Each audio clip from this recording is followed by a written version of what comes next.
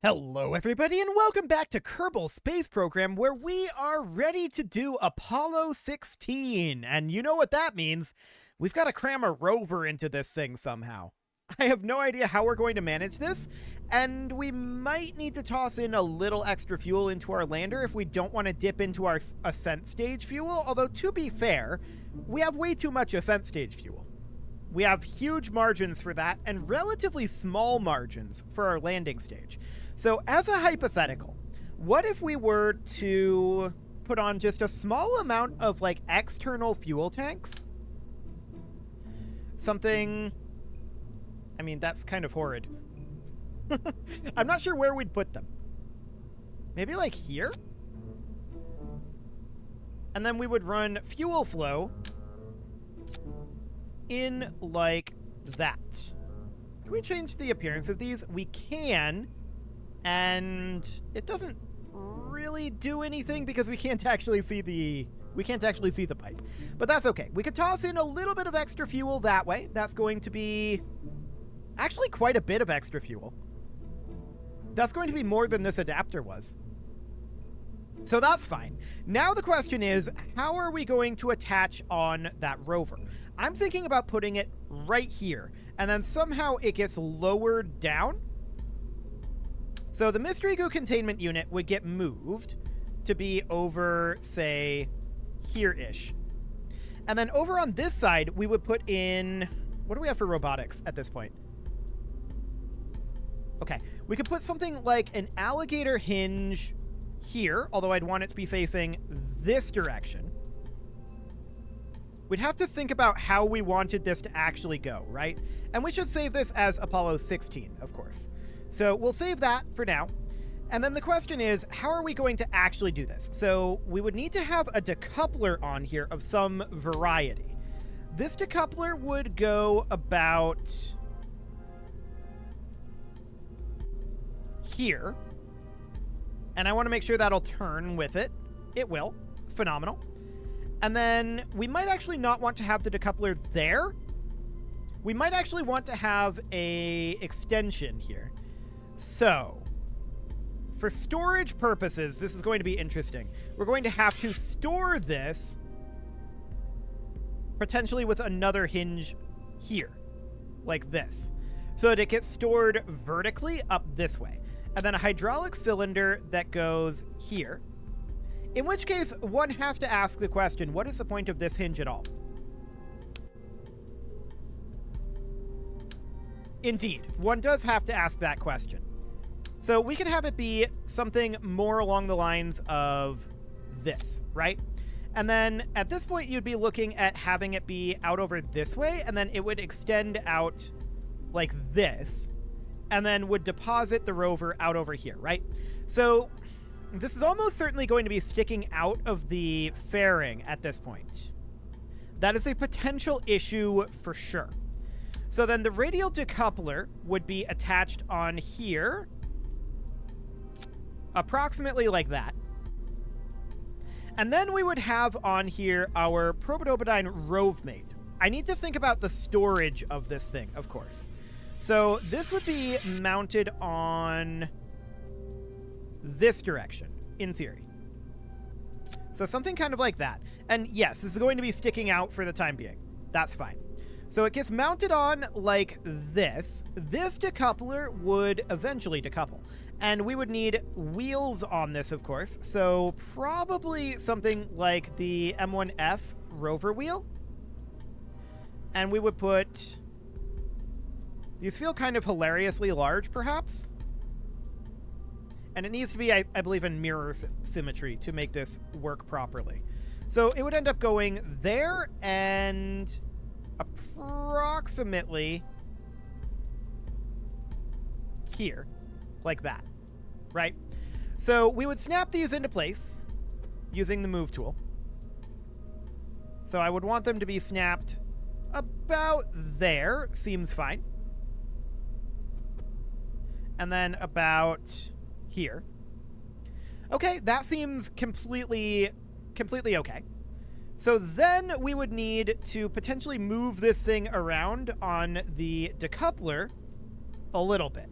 I would want to have some form of solar panels on here. So probably a pair of 1x6s. And I would want that to be approximately here and here. We'll snap those into position to make sure it's symmetrical. And these need to come out 1 tick. That is not exactly what we're going for. Okay, so we're just going to attach that here and attach that about here. Cool. Now we'll put some headlights on it. I believe this way is intended to be forward and this way is intended to be back. So that's fine. We'll put some headlights on it. So utility. We can go with dome lights. Yeah, that'll be fine. So just a pair of dome lights. One here. That did not go where I expected it to go. One here. And let me do that. There we go. Perfect. One here. Okay, so we get some headlights there. We're going to need command seats on this, right? And the idea here is that this is going to be lowered down kind of like this. Maybe we need to have a hinge up here as well. But let's see about... Yeah, that might be a thing that we end up having to do. We do need to have seats on this, of course. So we need to go into our pods and get our external command seats. So we need to have at least 2 of these on here, and actually 2 is the correct number. So I'm going to turn snapping off and turn this so that we can see what's going on here, ideally. Okay, so we would put in 1 of these here, and then 1 here. And hopefully decoupling it doesn't destroy the seats. That would be mildly awkward. But hopefully that doesn't end up happening. And then we would want to have some science equipment on it as well. So we would need to have some sort of a science container. I'm thinking right now about replacing this decoupler with actually a grab arm, which is going to be kind of weird. Do we actually have those? I don't think we do. No, not yet. So we would need to use, like, Clampatron docking port juniors. Okay. For now, we can do something like this. And maybe we should store it this way. And then the docking port junior would have a mate here so that we could pick the rover back up. Because I'm thinking about science storage capacity, right? So at this point, we have this extended, ideally less than this. Yeah, this hydraulic cylinder doesn't go back as far as I would like it to. So it would end up being something kind of like this. We'll need some science on it for sure. So we would definitely look to put on... Well, we can definitely put a magnetometer boom out here. That's something we can definitely bring along at this point. We've not been bringing magnetometers, so we want to bring along a magnetometer boom there and one approximately here. Then we'll also bring a magnetometer boom on this guy, right? So let's put that right on the back here. So that would get attached right there. Then we would put a mystery goo containment unit on here. And snapping actually has to be off for this. So we would put that there. We would put on a 2-hot thermometer. We would put on a press mat barometer, of course, which is in here somewhere. There we go. We put a press mat barometer on here. We would probably need to include some sort of an experiment storage device, which that's pretty big. No doubt about that. That feels very big. I would like to have a Science Junior. I don't think we can get away with having a Science Junior on this thing. So it would end up being something like this for the rover. Now, as far as the storage goes, we could take this off and put this on here. I don't like that snapping. So something along the lines of this and then clip it in. But if we're going to do that, then what we're going to need to do is go with the larger one. Hang on. Undo that. There we go. I want to grab the Clampatron docking port junior here, get rid of this guy, and we would want to put in the 3p6. This guy's really, really big, right? No doubt about that. So, hinge, 3p6. And then we're probably going to have to, if we can get that on there straight, clip this thing in. I don't know how clipped in we can get this, really. Fairly clipped in, actually. So we clip it in here. That's kind of insane. So, yeah, that goes very clipped in there. We do have a fair amount of this sticking out of the fairing, even with it basically as far over as we can get it. We could maybe move it in a little further, but it would be something kind of like this. And then we would have to clip our camera in here.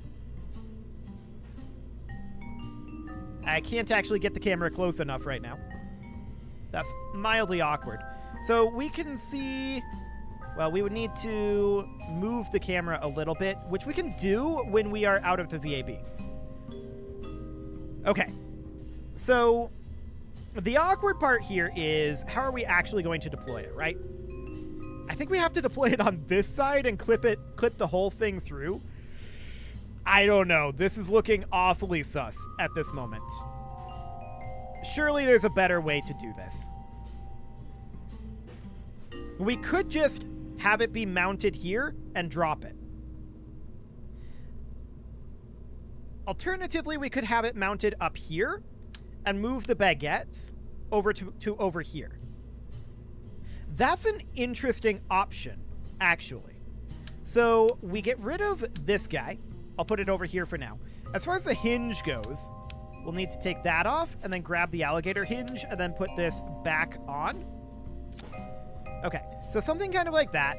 And then we would move potentially one of these cargo storage units. Temporarily, I'll put it there, although we're not going to want it there. And then the rover itself would be placed... I don't know about this. The rover itself would be placed like here. Yeah, I think that's a bad idea, actually. Let's undo all of that. Let's take this back to the way it was. Where are we at? Okay, we need a couple more undos here. Where are we at? Still more? Still more? Another undo. Okay. Now we're getting close. Beautiful. We put the baguettes back up here, and yeah. That seems fine? Question mark? The main problem here, of course, is I would really like to have that hinge be accessible in some meaningful way. So I'm going to grab the move tool. We're going to select the hinge now that we're clipped in here. And I'm going to move this hinge to be up so that we can actually see it there. Okay. Now, I don't like the rotation on these legs, or rather on these wheels. So we're going to rotate them like so and like so. Okay, that's much better on the wheel rotation. So then the question is one of delivery, right? Let's run a quick simulation. We're going to save this, and yes, I'm aware that these bits are sticking out of the fairing. We'll probably have to redo the fairing at a wider distance. Actually, let's just delete the fairing, and let's build the fairing out to approximately here. So it's a heavier fairing, for sure. I want it to be about there. And then, nope, not like that. There, about like that. So it's a heavier fairing, slightly. Let's put this out on the pad, and let's run a really, really fast landing simulation here. So what I mean by that is we're going to be doing a post-landing, right? So we're going to immediately put this thing... This is going to be reverted, to be clear. This is going to be completely reverted. I just want to see how depositing this on the ground is going to work here. It'll be interesting, for sure. So, we're going to place this thing... Well, really, what we should do... Well, we need to be in orbit. We need to be in some form of orbit. So let's put this in orbit above Kerbal, just for temporaries. And let's ditch our Airstream protective shell. Okay. And we're going to immediately, we do need to have a pilot in this. So we're going to have Jebediah move over. So we're going to transfer crew over to here. Okay. Now we're going to undock this. Okay. Beautiful. These should be separated. And indeed they are. Okay. So that looks good. Now we're going to take this and put this on the moon and see what happens. So we're going to extend our landing legs. And we're going to set position on the moon. I don't care where it is. I just want... I'm going the wrong way here. The moon, there we go. Ease to ground is fine. Our heading is probably pretty wrong here. Let's set this position. Altitude is going to be really, really high. Okay, we don't actually want this altitude. We're going to need to drop this down to like, I don't know, 10 meters or so. Maybe like 15. Okay. So we're going to turn this so that we are facing the correct direction. And as soon as we're loaded in, obviously this is a very rocky area, right? But we're just going to hop on over here if I can turn a bit. There we go. So we're parked here on the moon, right? And the idea here is we now need to grab our alligator hinge here, which apparently we can highlight it. Perfect. And then, I'm realizing that we're going to be coming down upside down for sure. So we can definitely have this be out over here, right? So that definitely picks us up a little bit. Indeed it does. So it swings underneath it in a very awkward fashion. The main problem here right now, of course, is if we drop this, well, how does it land? Let's find out. Yeah, that's what I thought would happen. So we're going to need a way to flip this over, right? I don't think we have any meaningful way to do that right now. Hang on. We're settling like this. Okay. Can we get a Kerbal to do it? Let's have Jeb EVA quick. If we don't need an actual mechanism for doing this... Wow, that zoomed us out really far. If we don't need an actual mechanism for doing this, then that's great. Okay, Jeb. Come on. Get out of the rock. There we go. Jeb is up and heading on over. Cool. So this is, of course, just a simulation here, and this is kind of a... not exactly worst case scenario. This is what we expect to have happen, right? But we're going to try to just push this right on over.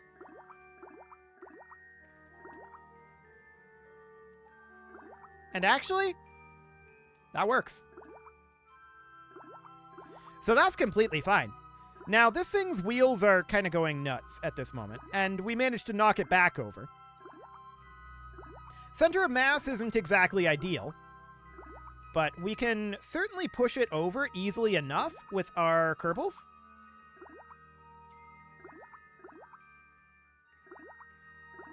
The main problem right now is its brakes aren't on, right? So let's turn its brakes on. There we go. And back to Jeb we go. Where are we? Okay, here we are. Back to Jeb we go. And we're just going to shove it right on over. It's janky. No doubt about that. It's very janky, but it does function. It's not pretty, but it gets the job done. So that's definitely interesting. And then we would just board this external seat, right? And there we go. Our wheels all go the same direction, which is convenient.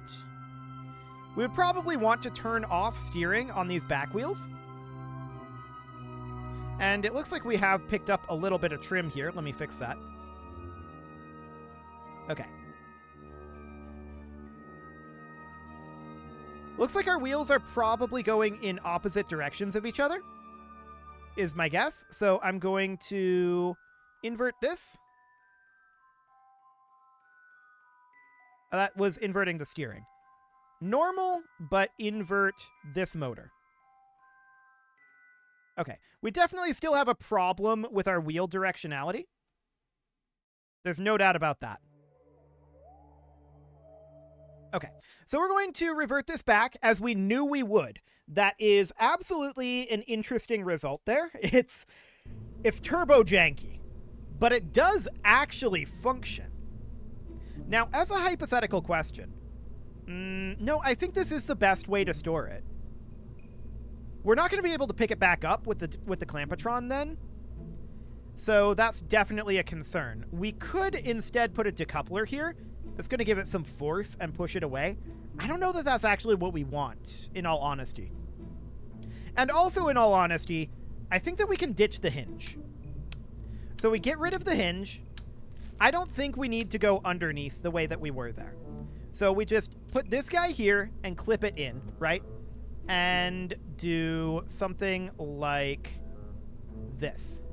So that just gets clipped in like that, and then we extend it on out, although I would want to move it out a little bit so we can actually access it. Or access it, I should say.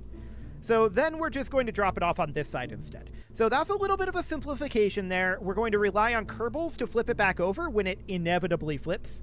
And we do have repair kits if necessary. So there is that. I wouldn't mind maybe having a small reaction wheel on this.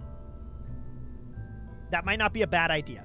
So we would put a small inline reaction wheel on here somewhere.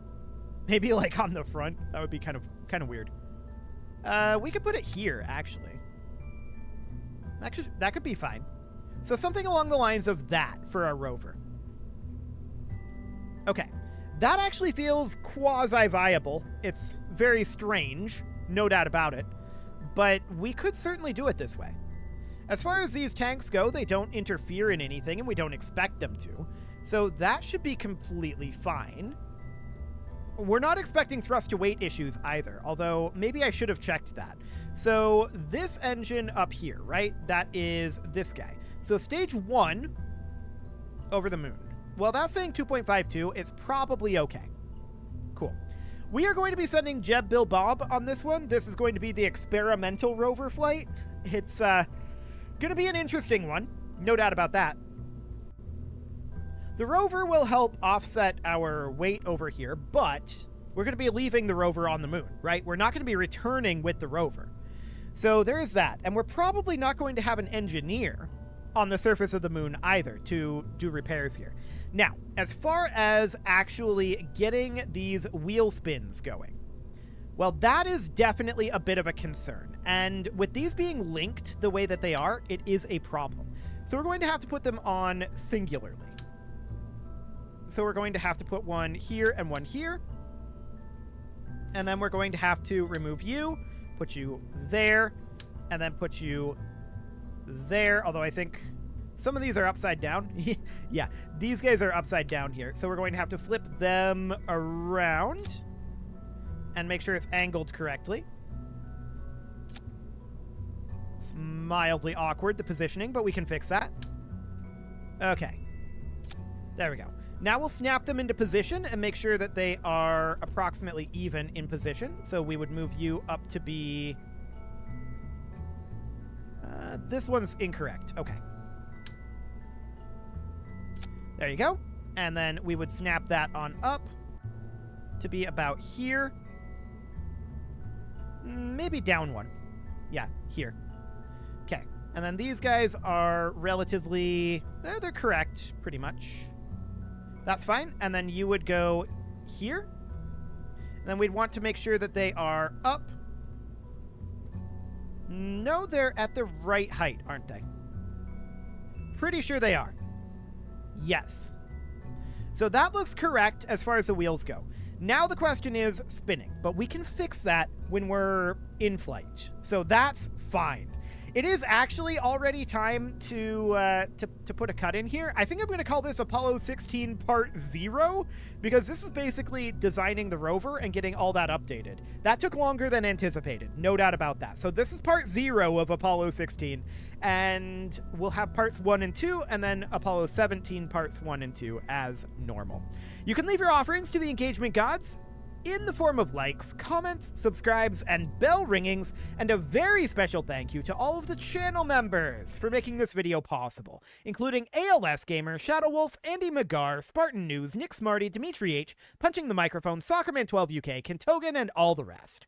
And of course, you. Thank you for watching. If you'd like to support the channel, you can click the join button down below the video, and as always, I will see you all next time. That was a lot of design work for not a lot of rover.